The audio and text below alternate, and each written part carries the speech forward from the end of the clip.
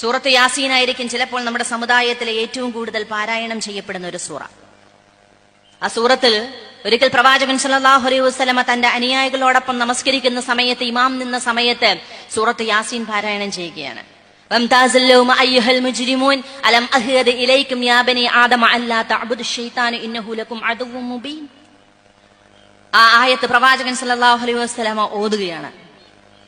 അടുത്ത ആയത്ത് ഓതുവാൻ പ്രവാചകൻ പ്രയാസപ്പെടുന്നത് കണ്ടപ്പോൾ കൂടെ നിൽക്കുന്ന സഹാബാക്കൾ പ്രവാചകൻ സല്ലല്ലാഹു അലൈഹി വസല്ലമക്ക് അടുത്ത ആയത്ത് പറഞ്ഞു കൊടുക്കുകയാണ്. പ്രവാചകൻ പക്ഷെ പാരായണം ചെയ്യുന്നില്ല. പിന്നെയും പ്രവാചകൻ പറയുന്നു, വംതാസിൽ ലൗമ അയ്യുഹൽ മുജ്രിമൂൻ അലം അഹ്ദ ഇലൈക്കും യാ ബനി ആദമ അല്ലാ തഅബുദു ശൈത്താൻ. വീണ്ടും അനുയായികൾ പ്രവാചകന് പറഞ്ഞു കൊടുക്കുന്നു. പ്രവാചകന് പാരായണം ചെയ്യാൻ സാധിക്കുന്നില്ല. ഒടുവിൽ നമസ്കാരത്തിന് ശേഷം നബി സല്ലല്ലാഹു അലൈഹി വസല്ലമയുടെ അടുക്കലേക്ക് സ്വഹാബാക്കൾ പോകുമ്പോൾ അവിടെ ഇരുന്ന് വിതുമ്പുന്ന നബി സല്ലല്ലാഹു അലൈഹി വസല്ലമയാണ് അവർ കാണുന്നത്. അവർ ചോദിക്കുന്നുണ്ട്, അല്ലയോ യാ റസൂലല്ലാഹ്, താങ്കൾക്ക് എന്ത് പറ്റി? താങ്കൾ എന്തിനാണ് കരയുന്നത്? ഞങ്ങൾ പറഞ്ഞു തന്നിട്ടും എന്താണ് താങ്കൾക്കത് പാരായണം ചെയ്യാൻ സാധിക്കാതിരുന്നത് എന്ന് ചോദിക്കുമ്പോൾ പ്രവാചകൻ സല്ലല്ലാഹു അലൈഹി വസല്ലമ പറയുന്നുണ്ട്, നിങ്ങൾ ആ ആയത്തിലൂടെ ഒന്ന് സഞ്ചരിച്ചു നോക്കിയിട്ടുണ്ടോ?